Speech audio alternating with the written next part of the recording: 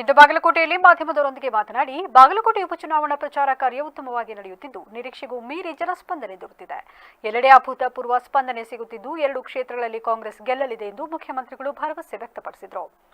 ಕಾಂಗ್ರೆಸ್ ಸರ್ಕಾರದ ಕಾರ್ಯಕ್ರಮಗಳು ಬಡವರಿಗಾಗಿ ರೂಪಿಸಲ್ಪಟ್ಟಿದೆ. ಎಲ್ಲ ಜಾತಿ, ಧರ್ಮ, ಭಾಷೆಗಳಿಗೆ ಸೇರಿದ ಜನರಿಗೆ ಕಾರ್ಯಕ್ರಮಗಳನ್ನು ಕೊಟ್ಟಿದ್ದೇವೆ. ಬಿಜೆಪಿ ಗ್ಯಾರಂಟಿ ಯೋಜನೆಗಳನ್ನು ವಿರೋಧಿಸುತ್ತಿದ್ದು, ಗ್ಯಾರಂಟಿ ಯೋಜನೆಗಳು ಸಾಮಾಜಿಕ ಬದ್ಧತೆಯನ್ನು ಒದಗಿಸುವ ಹೂಡಿಕೆಯಾಗಿದೆ. ಇದು ಕೂಡ ಅಭಿವೃದ್ಧಿಯೇ.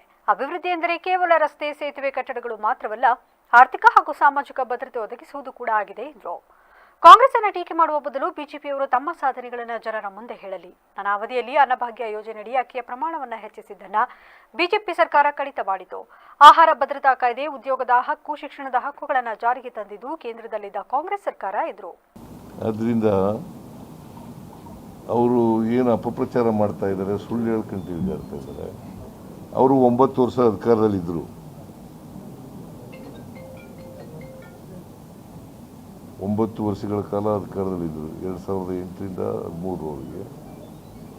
ಆಮೇಲೆ 2019ರಿಂದ 23ರವರೆಗೆ ಅಧಿಕಾರದಲ್ಲಿದ್ದರು. ಅವ್ರು ಏನು ಮಾಡಿದ್ದೀವಿ ಅಂತ ಹೇಳ್ಬೇಕಲ್ಲ ಜನಗಳಿಗೆ. ನಾವೇನು ಮಾಡಿದ್ದೀವಿ, ಬಾಗಲಕೋಟೆಗೆ ಏನು ಮಾಡಿದ್ದೀವಿ,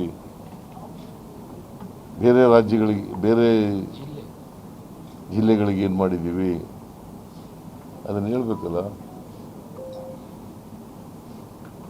ನಾವು 2013ರಿಂದ 18ರವರೆಗೆ ಅಧಿಕಾರದಲ್ಲಿದ್ದಾಗ 165 ಭರವಸೆಗಳನ್ನು ಕೊಟ್ಟಿದ್ದವು.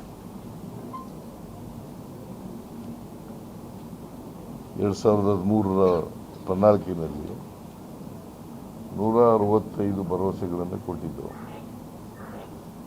165ರಲ್ಲಿ 158 ಭರವಸೆಗಳನ್ನು ಈಡೇರಿಸಿದ್ದೀವಿ.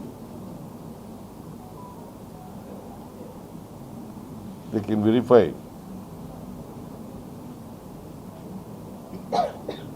ಅವರು 2018ರಲ್ಲಿ 600 ಭರವಸೆಗಳು